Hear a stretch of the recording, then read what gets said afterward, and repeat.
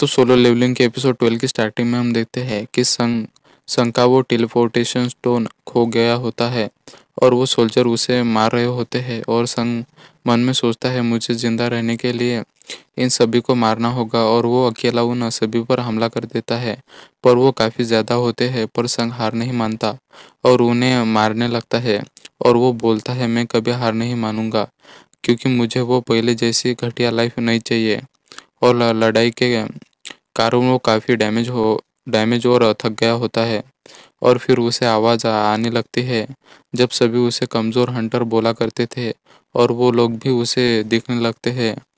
जो उसे हार मान लेने का बोलते हैं और उसे उसका पुराना वर्जन भी दिखता है जो उसे कमज़ोर कर रहा होता है जो उसे बोलते हैं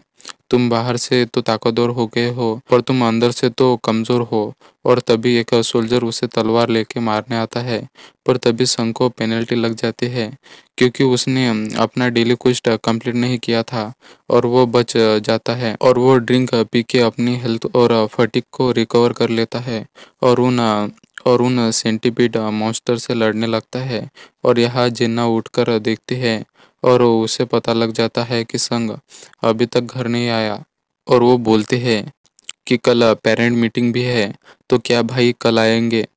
और यहाँ संग ने उन सेंटीपीड को हरा दिया होता है और अपने लिए एक हथियार भी ले लिया होता है उन सोल्जर से लड़ने के लिए और वो स्टोन की पावर भी ले लेता है जो उसे इग्रिस के पास से मिली थी और वो वहाँ फिर से फाइट करने जाने के लिए रेडी होता है और वो वहाँ टेलीपोर्ट हो जाता है। और यहाँ हम एक एयरशिप को देखते हैं जो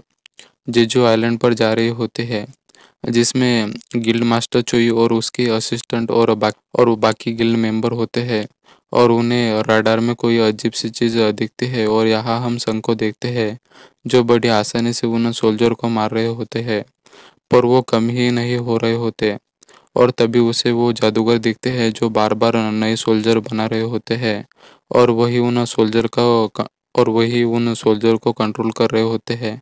और असंग इस बार सीधा उन जादूगर पर हमला करता है और वो एक एक करके उन जादूगर पर हमला करता है और उनके साथ साथ उन सोल्जर को भी मारता है पर वो सोल्जर एक साथ आके गोलेम में ट्रांसफॉर्म हो जाते हैं और वो संग पर भारी पड़ रहे होते हैं पर संग उसे भी डिस्ट्रॉय कर देता है और उसका वो डंजन वाला क्वेस्ट भी खत्म हो जाता है। और उसे सिस्टम में अजीब से मैसेज आते हैं जहाँ उसे शैडो आर्मी मिलती है और वो एक नेक्रोमैंसर बन जाता है जिसे देख संग शॉक में होता है। और नेक्रोमैंसर वो होते हैं जो मरे हुए लोगों को अपना गुलाम बनाते हैं और उन्हें कंट्रोल करते हैं और उसे एक्सेप्ट या रिजेक्ट करने का ऑप्शन आता है। और संग थोड़ी देर बाद सोचने के बाद नेक्रोमैंसर बनने के लिए मान जाता है और वो उस जॉब को एक्सेप्ट कर लेता है जिससे उसे और भी रिवॉर्ड मिलते हैं और उसके पास अजीब सी पावर आ जाती है और वो उन मरे हुए सोल्जर को जिंदा कर सकता है और वो उन्हें जिंदा कर देता है पर उन्हें चलाने के लिए वो संग का माना यूज़ करते हैं। और फिर संग इग्रिस को उठाने जाता है और वो अपने सोल्जर में से 11 सोल्जर को वापस भेज देता है और वो इग्रिस को अराइज करता है पर वो फेल हो जाता है क्योंकि इग्रिस बाकी सोल्जर से ज़्यादा ताकतवर होता है और संग के पास अब सिर्फ 2 और चांस बाकी होते हैं। और संग इग्रिस को बोलता है तुम इस खाली थ्रोन को बचाकर क्या करोगे, तुम मेरे साथ आ जाओ। और वो फिर से उसे अराइज बोलता है और इस बार इग्रिस जाग जाता है